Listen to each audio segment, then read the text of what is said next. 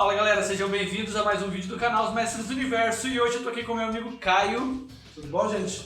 Para falar um pouquinho com vocês sobre algo que voltou pra pauta nerd aí nas últimas semanas, que é sobre a representatividade nos quadrinhos, o quanto essa representatividade importa, é sobre isso que a gente vai bater um papo hoje. Bom pessoal, quando a gente volta um pouquinho no tempo e começa a lembrar de quando os quadrinhos começaram a fazer sucesso de verdade lá nos anos 60, depois daquela crise ali dos anos 50, a Marvel conseguiu trazer o público de volta, fazendo com que o público se sentisse representado nos quadrinhos, com o Homem-Aranha, que era um adolescente pobre pra caramba, que só se ferrava, com o Quarteto Fantástico, que era uma família que tinha os problemas ali de filho, de mãe e tudo mais. Primeira vez estavam retratando o módulo familiar dentro dos Exatamente. super-heróis, né? Que a gente tinha o quê? Batman órfão, tinha o Superman também. Superman, que era órfão com pais adotivos, enfim. Então, ter o Quarteto Fantástico como composto por uma família era uma coisa representativa na época. E a gente também não pode esquecer dos X-Men, Exatamente. que, querendo você ou não, é uma representação do movimento LGBT, mais voltado com os super-heróis, superpoderes, como eles sofrem a repressão da humanidade, no caso. Quando a gente pensa que nos anos 60 isso fez tanto sucesso com a galera que olhava para aqueles quadrinhos e se sentia representado por aqueles heróis, eu não consigo entender como que hoje no mundo nerd tem essa barreira tão grande onde as pessoas não querem aceitar, seja um personagem negro, como é o Miles Morales no Homem-Aranha, que são histórias do caralho, mas que a galera tende a reclamar. Então nós temos todas essas iniciativas aí, as empresas de quadrinhos têm feito, e o quanto isso é importante, cara. Eu, pelo menos na minha posição aqui de uma pessoa que não faz parte de minorias, vamos dizer assim, mas isso acaba não me afetando tanto, mas eu já tive, cara, experiências, histórias que eu ouvi contada, principalmente sobre o Miles Morales. Tem um outro canal do Gabriel Guinan que ele falou sobre uma experiência dele de ver um garoto negro andando numa loja de quadrinhos e quando ele viu a HQ do Miles Morales ele gritou pro pai dele, tá ligado? Pai, é o Homem-Aranha e ele é negro, tá ligado? Esse tipo de representatividade é muito importante, cara. E todas as outras. É super significativo você ter um super-herói e você conseguir se ver realmente, se ver espelhado nele, não é? A gente comentou sobre a década de 60, então a grande maioria dos super-heróis daquela época, todos eles eram brancos, eram heterossexuais, eram homens de meia idade, então tipo, não tinha uma parcela representativa sobre mulheres, sobre pessoas negras, sobre pessoas homossexuais, transgêneros e tudo mais. Então, tipo, você chegar agora, no século XXI, em que a gente sempre tem esse debate sobre a desconstrução do gênero, a desconstrução desse módulo arcaico de família tradicional, e você vendo isso, porque por mais que as pessoas queiram lutar contra esse tipo de coisa, já existe esse tipo, né? São crianças que são criadas pelos avós, são crianças que são criadas por duas mães, por dois pais, por tios, por irmãos. Então, tipo assim, o conceito de família já não é mais o mesmo que as dos anos 60. Então, você ter essa parcela representada dentro das histórias em quadrinhos, que geralmente é quando você consegue escapar do mundo real, você se vê representado como super-herói, é extremamente significativo você chegar nesse ponto. E eu acho que é o que eu e o Danilo, a gente meio que não consegue entender o porquê dentro do meio nerd, que já é um meio já super taxado, super cheio de preconceitos externos, do porquê que a gente que é minoria não consegue aprovar essa minoria. Porque que, nossa, eu odeio o super-herói, o Homem-Aranha porque ele é negro. Cara, não tem sentido. Não faz sentido nenhum. E além de não fazer sentido, é uma parada que meio que, como o Caio falou, nós, por muito tempo, quem é nerd, se você tem mais de 20 anos, com certeza você passou por isso, você foi humilhado muitas vezes, cara, por ser nerd. Você passou por muita coisa difícil, tá ligado? Coisas que hoje a gente conseguiu superar. Hoje ser nerd é moda, ser nerd é legalzão. Se você sai com uma camisa de super-herói na rua,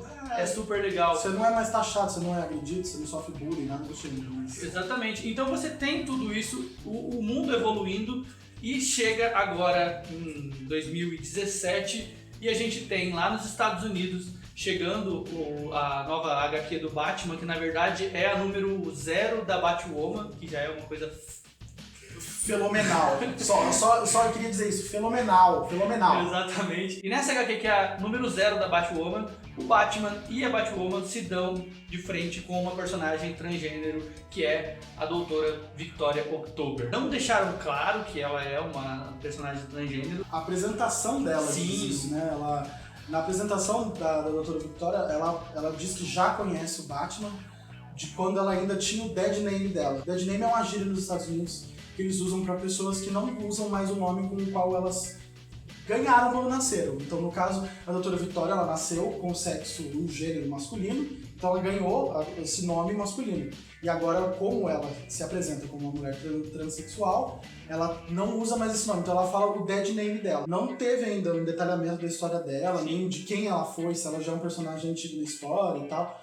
Mas ela já chegou botando banca. Sim. Já mostrou pra que veio. Já. E o mais legal, cara, é que a Doutora Victoria não é uma simples personagem, ela é a maior autoridade do mundo em bioarmamento. Então ela é uma personagem foda. Sim. E além da questão do dead name, ela também fala que ela conheceu o Batman na época que ela estava na pulpa, né? Que é a fase de transição dos insetos, né? Dos insetos passando de uma evolução, vamos dizer assim. E hoje ela se sente já, ela sabe quem ela é. Ela já se descobriu, ela já passou pela essa fase e hoje ela é a Doutora Victoria October. Cara, isso é muito bacana. Esse contexto da pulpa também vem esse lance de você não se identificar com o corpo, o gênero que você nasceu, você se identifica com o outro. Então, toda a transição dela de homem para mulher transexual, então essa parte, a pulpa. Eu gostei bastante, eu gostei do design da personagem, eu gostei da forma como foi apresentada também, que eu não tinha visto esse traço novo da Batwoman, então tá lindo. Eu não sabia, quando a gente conversou de fazer o vídeo, eu falei, nossa, eu não sabia que tinha Batwoman, e aí fui ver que realmente tem e tal, toda a história dela. Então o traço tá muito bonito, a história tá muito, muito legal, assim. A lá Batman Sombrio, que é o tipo de história que eu gosto. É tanto que quando eles encontram a Doutora Victoria, eles estão num lugar de Gotham que tem meio que uns mutantes ali, tipo, uns monstros meio alterados quimicamente. De monstros ali, um negócio assim, e eles estão ali pra combater. É bem dark mesmo. E aí a gente tá esperando, né, pra ver como é que vai ser. Eu espero que seja um personagem que eles usem bastante, porque o Batman, pelo menos nas histórias do Batman, dos tempos pra cá, eles usam bastante personalidades femininas fortes, né? Sim. Então a gente tem Barbara Gordon, que é o Oráculo. Aí agora a Batwoman, e aí ainda as super vilãs que são muito representativas. Agora tem a Arlequina, que tem um relacionamento com a Era Venenosa. Então, essas mulheres fortes, assim, que não dependem dos homens, que não dependem de ninguém, que elas são independentes. Então, tipo, a serviço do Batman sempre deram essa abertura para esse público, para atrair esse público. Então, eu acho que a Doutora Victoria só tem a agregar, trazendo exatamente uma parcela de pessoas que provavelmente consomem esse tipo de produto e não se sentem representados pelo fato de não se identificarem, não tem super-herói trans até então, não teria. E aproveitando esse gancho da personagem trans que apareceu lá nas HQs do Batman, da Batwoman mais especificamente, eu queria apresentar para vocês uma iniciativa que eu conheci na Comic Con, que é da Luísa Lemos, que é uma mulher trans e que está fazendo um trabalho fantástico no Facebook, cara, que chama Transistorizada. São tirinhas que ela pretende publicar, eu conversei com ela no Facebook, ela é uma pessoa fantástica, cara, uma pessoa incrível realmente. Ela pretende lançar isso impresso, mas por enquanto ela está lançando no Facebook e no blog dela, vai estar tudo aqui na descrição para você conferir. E essas tirinhas retratam a vida de uma mulher trans, cara. Retratam as dificuldades do dia a dia, retratam como o preconceito das pessoas, o que ela sofre. Dela mesmo, né? Exatamente. E é muito fantástico você ler, cara. E você se emociona junto com as histórias que ela conta, você aprende muito sobre esse universo que eu, pelo menos, conheço muito pouco, nunca tive uma pessoa próxima que passasse por essa transição, então é muito legal ver isso através dos olhos de uma pessoa que sofreu tudo aquilo e que está escrevendo, além dela ser uma artista fantástica, cara, porque as artes são muito bonitas, as cores, ela usa as cores de uma forma muito bacana.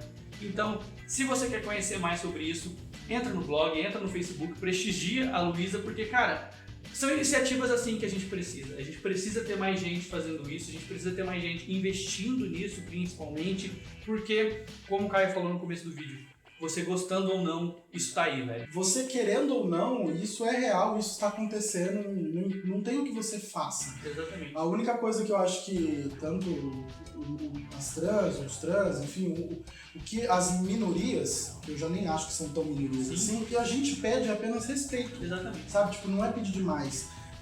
Você vê um personagem que durante boa parte da sua vida, numa história em quadrinho, ele foi considerado heterossexual. Agora, uma nova refilmagem, uma nova recapitulação das histórias, ele ser gay, ou ela ser lésbica, ou ela ser trans, nossa, mas a história ficou uma merda, não sei o que. Você ouve esse tipo de argumento e fala assim, cara, parece que você não evoluiu junto com o que tá acontecendo. Hoje em dia, tipo, isso é extremamente natural. Você ter no seu convívio pessoas LGBT, você pode não saber, a pessoa pode não querer falar, enfim. Mas... talvez por você ser preconceituoso, ela não sim, fale. pode ser um grande motivo pra isso. Exatamente. Mas, tipo, cara, aprende a respeitar, só isso, só. Exatamente. As pessoas quando, principalmente do movimento LGBT, mas tipo assim, eu vejo isso também no movimento negro, no movimento feminista, a gente dá tanto respeito pra quem não precisa, pra quem não merece, e a gente só tá pedindo isso, respeito, só. Eu não tô pedindo que você aceite, eu não tô pedindo que você ame, eu só tô pedindo que você respeite, só.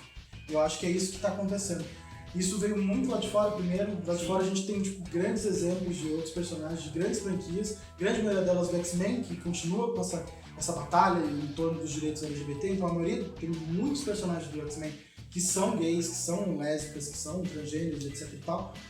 E agora tá chegando no Brasil isso. E eu acho bacana ter uma iniciativa dessa nacional, porque além de você estar ajudando um quadrinista, um editor, um colorista, qualquer função dentro de um quadrinho que é daqui do Brasil, você está ajudando também tipo, um movimento todo a se tornar visível, a se tornar importante.